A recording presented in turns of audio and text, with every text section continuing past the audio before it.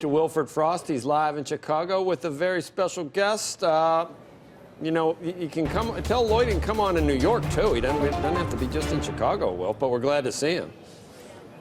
Well, we're here for a special reason, Joe, which we'll be getting to in just a moment. But first of all, may I say good morning and thank you very much, Lloyd, for joining us here on CNBC. Oh, good morning, Wilf. Great to be here. And now I have to just ask very quickly, has this been scheduled in order to clash with the start of James Gorman's Morgan Stanley earnings conference call, which kicks off right at this moment as well? Is he having a call? Yeah, he is indeed, but I'm hoping lots of people are tuned in. We should merge those feeds. We should alternate. Well, we could do that, yes. But I think this is going to be more blockbuster, Lloyd. So let's get to the topic of why we're here. We're here for the USChina Business Summit, which you're co-hosting with China Investment Corporation. Yes. The last sort of round of this type of meeting was in China in November last year, where very positive, you announced with them a $5 billion fund to invest in US manufacturing. Since then, the tone of relations between China and the US has deteriorated quite significantly. Is that recoverable? Oh, no. Not only is it recoverable, it has to recover. We're the two biggest economies in the world. There's no path forward if we disagree or disagreeable with each other over the long term. We need to work things out. And I understand what's trying to be accomplished here. We're not trying to end trade with China. We're trying to even it out. There are different perspectives at work here. I'll just say, I went over in that November. I was part of that trade mission that Secretary of Commerce Ross led. It led to a number of signed agreements, including a co-investment between our clients and CIC, which is the Sovereign Wealth Fund of China, to invest in U.S. industries, that is U.S. manufacturing companies, with a view to increasing their manufacturing to have them specifically export more into China, with our Chinese partners helping them get access to the Chinese markets. Is it possible that the plug could be pulled on that initiative, given the raised tensions that we've had in the past couple of months? I wouldn't say at this point anything's impossible, but Secretary Ross, the Commerce Secretary, was a keynote speaker at the event that we had last night that was co-hosted by our partners, in which we had dozens and dozens of U.S. CEOs and the same number of Chinese CEOs working and engaging with each other. And of course, what we're doing here can only tighten that deficit, because here it's Chinese investment in American companies, American jobs, to manufacture American goods to ship to China and sell into China. So this is good all around. And so you're sounding pretty relaxed, Lloyd, if I may say, about the issue, because clearly trade tensions have weighed on markets significantly, but it sounds like you don't think they're that severe. So overall, do you support the president's attempts to renegotiate these terms of trade with China? You know, I quite understand that at the end of the day, everybody evolves and changes. China is a developing market that has developed in part. They had an economy based on export at all costs. Even when I say at all costs, I mean even subordinating the interests, health issues with respect to the environment. When you have to grow at 10% because you have to accommodate a population moving from villages to cities and wanting to avoid social unrest and political unrest, you manufacture, produce, export.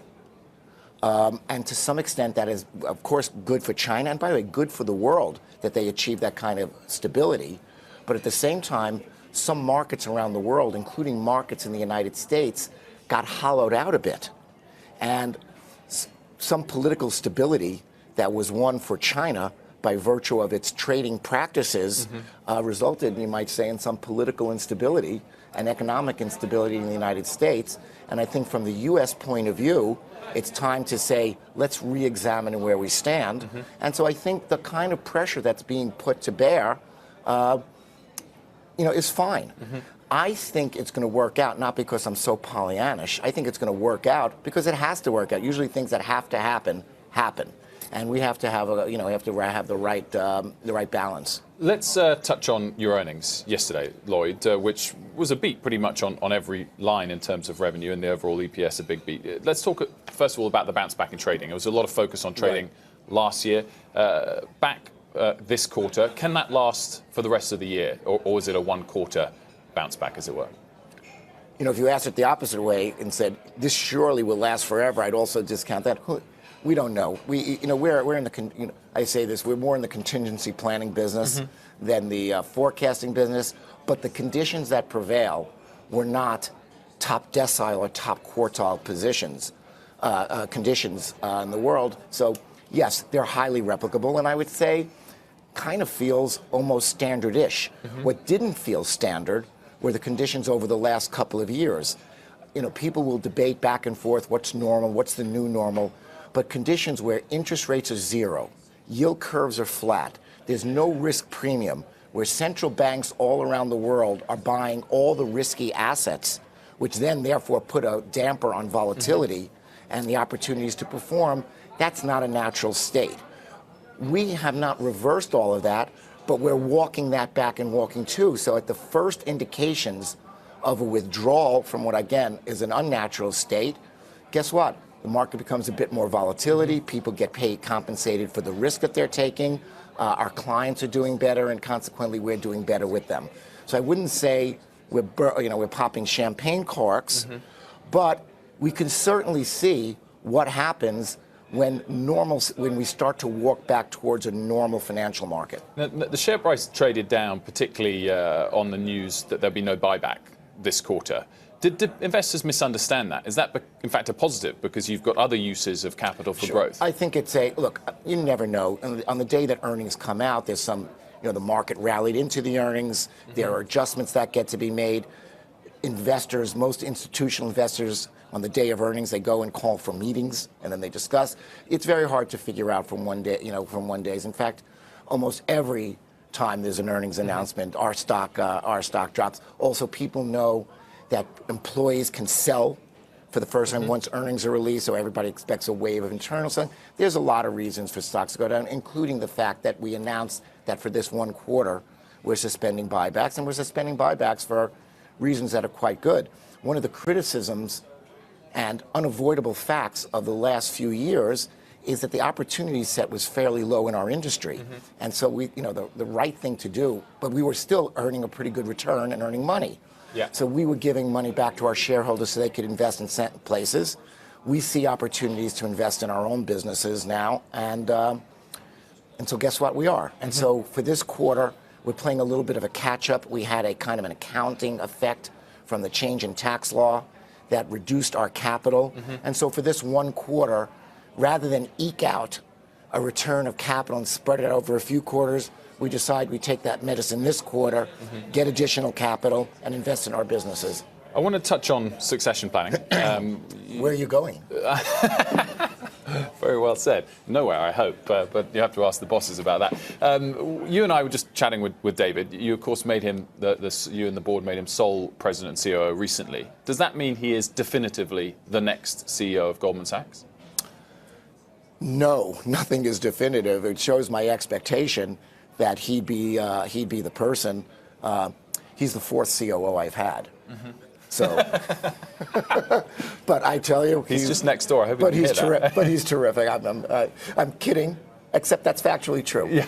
But my expectation is, look, we had a bit of a process. We have terrific people. Whatever else people could say about Goldman from time to time, nobody doesn't think we have great people, including very senior people, some of whom stick with the firm, and mostly there comes a point at which your career tapers off and people go outside where they do fantastic things.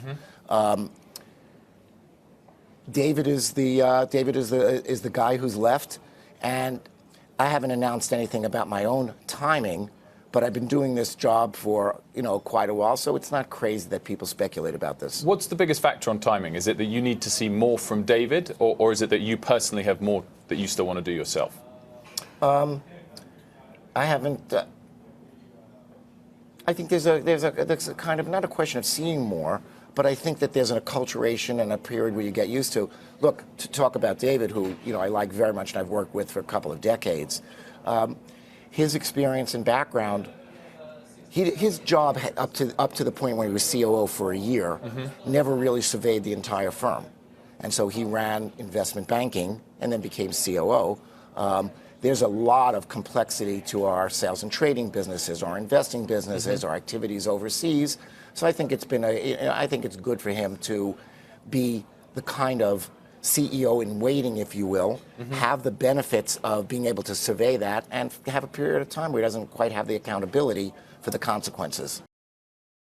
Hey there, thanks for checking out CNBC on YouTube. Be sure to subscribe to stay up to date on all of the day's biggest stories. You can also click on any of the videos around me to watch the latest from CNBC.